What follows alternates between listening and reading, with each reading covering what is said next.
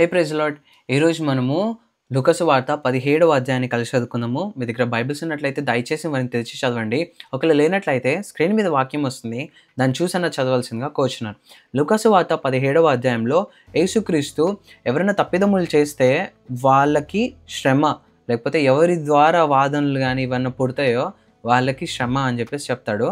ఇలా అయినప్పుడు వాళ్ళొచ్చి కనుక అవతల వాళ్ళని క్షమించమని అడిగినప్పుడు యూ హ్యావ్ టు ఫర్గివ్, నువ్వు వాళ్ళని క్షమించాలి అని చెప్పేసి చెప్పడాన్ని మనం చూస్తాము. అలా వాడు ఒకసారి అసలు తప్పు చేసి నిన్ను క్షమించమని అడిగినా నువ్వు క్షమించాలా, రెండోసారి వచ్చి అడిగినా క్షమించాలా, అలా 7 సార్లు వచ్చి అడిగినా కూడా నువ్వు తనకి క్షమించాలి అని చెప్పేసి యేసుక్రీస్తు చెప్పడాన్ని మనము ఇక్కడ చూస్తాము. అలానే ఇక్కడ ఫెయిత్ అండ్ డ్యూటీ, అంటే ఫెయిత్ గురించి మనందరికి ఒకటి తెలుసు కదా, ఆవగింజంత విశ్వాసం గురించి.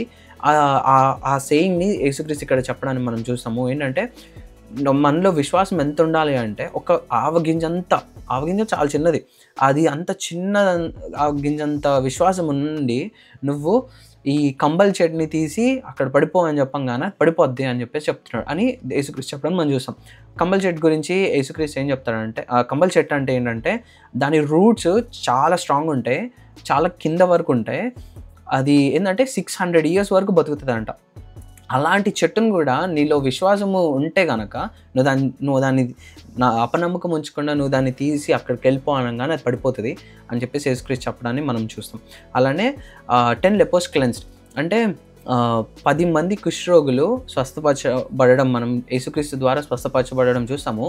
బట్ ఆ 10 lepers ఒక్కడు మాత్రమే వచ్చి యేసుక్రీస్తుకి కృతజ్ఞతాస్తుతులు చెల్లిస్తాడు. ఆ ఒక్కడు కూడా ఎవడంటే సమరయుడు అంటే ఆ రోజుల్లో జ్యూస్ అందరిలో యూదులందరిలో కూడా వాళ్ళు సమరయుల్ని చాలా తక్కువగా చూస్తారు. కానీ వాడు మాత్రమే, అలాంటి సమరయుడు మాత్రమే వచ్చి దేవునికి కృతజ్ఞతాస్తుతులు చెల్లిస్తాడు. సో అది మనం ఇక్కడ చూస్తాము. ఎందుకంటే ఒక్కొక్కసారి దేవుడు మనకి ఇచ్చిన అవకాశాన్ని లేకపోతే మనకి చేసిన క్రియలను బట్టి మనం కృతజ్ఞతాస్తుతులు చెల్లించము. కానీ ఎవరో అన్యులు వాళ్ళు రక్షింపబడి వాళ్ళకి యేసుక్రీస్తు చేసిన కార్యాల గురించి వాళ్ళు వివరిస్తా వాళ్ళు ఎంతగానో దేవుని కోసం వాడబడతారు. అది ఒక్కొక్కసారి సిగ్గుచేయడం మిగతా వాళ్ళందరికీ. సో అది మనము ఇక్కడ చూస్తాము. The coming of the Kingdom, దేవుని రాజ్యము రావటం గురించి యేసుక్రీస్తు పరిసయ్యులకి వాళ్ళందరికీ చెప్పడాన్ని మనం చూస్తాము. పరిశీలి ఏంటంటే ఎలా వస్తుంది, ఎప్పుడు వస్తుంది అని చెప్పేసి ఇంకా అడుగుతా ఉన్నప్పుడు యేసుక్రీస్తు ఏమి సమాధానం ఇస్తారో మనము ఈ అధ్యాయంలో మనం చూసుకుందాం. ఆయన తన శిష్యులతో ఇట్లనెను, అభ్యంతరములు రాకపోవుట అసాధ్యము, కానీ అవి ఎవరి వలన వచ్చినో వానికి శ్రమ. వాడి చిన్నవారిలో ఒకనికి అభ్యంతరము కలుగు చేయుట కంటే వాని మెడకు తిరగట్రాయి కట్టబడి సముద్రంలో పడద్రోయబడుట వానికి మేలు. మీ విషయమై మీరే జాగ్రత్తగా ఉండుడి. నీ సహోదరుడు తప్పిదము చేసిన ఎడల అతని గద్దించుము, అతడు మారు మనసు పొందిన ఎడల అతని క్షమించుము. అతడు ఒక దినమున 7 మార్లు నీ ఎడల తప్పిదము చేసి 7 మార్లు నీ వైపు తిరిగి మారు మనసు పొందితినని ఎడల అతని క్షమింపవలను.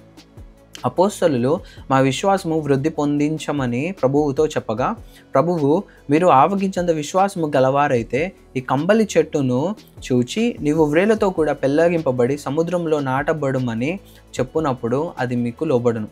దున్నువాడు కానీ మేపువాడు కానీ మీలో ఎవనికైనా ఒక దాసుడుండగా వాడు పొలంలో నుండి వచ్చినప్పుడు నీవు ఇప్పుడే వెళ్ళి భోజనము చేయమని వానితో చెప్పడు.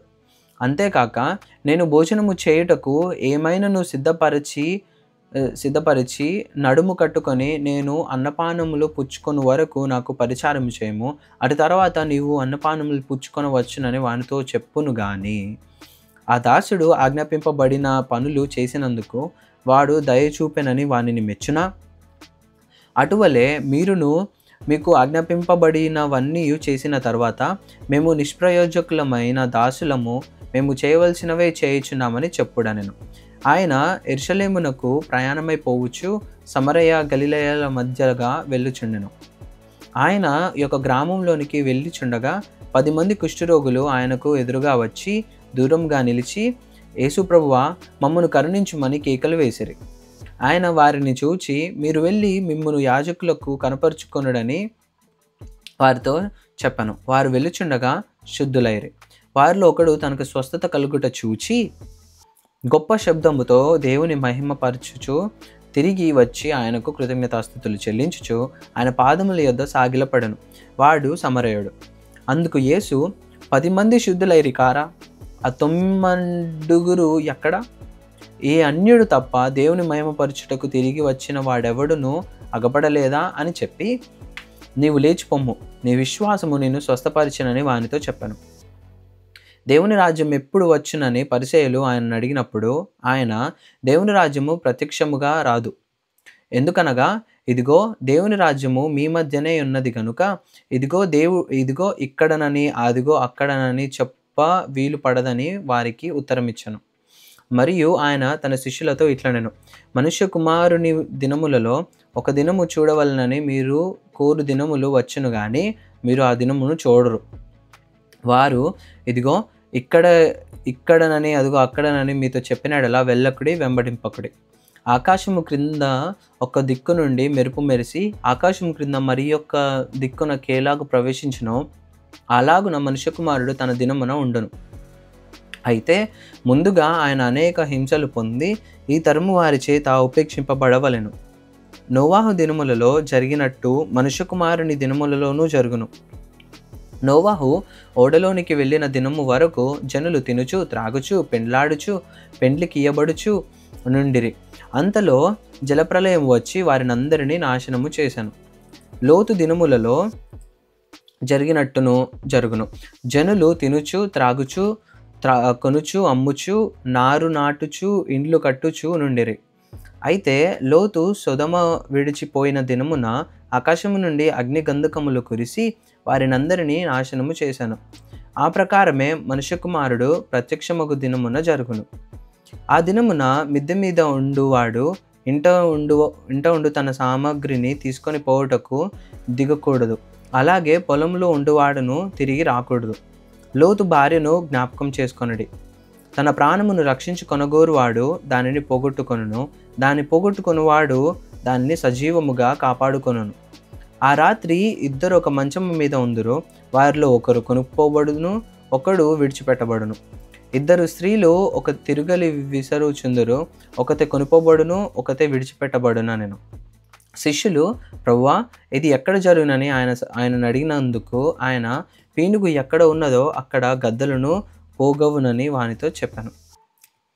వారు విసుకక నిత్యము ప్రార్థన చేయుచుండవలెనంటకు ఆయన వారితో ఈ మాటలు ఉపమానము చెప్పాను. దేవునికి భయపడకయో మనుషులను లక్ష్యపెట్టకయో నుండి ఒక న్యాయాధిపతి యొక్క పట్టణంలో ఉండెను.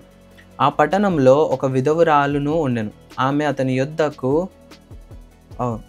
దేవుడిచ్చిన ఈ వాక్యం దీవించును గాక. ఆమేన్.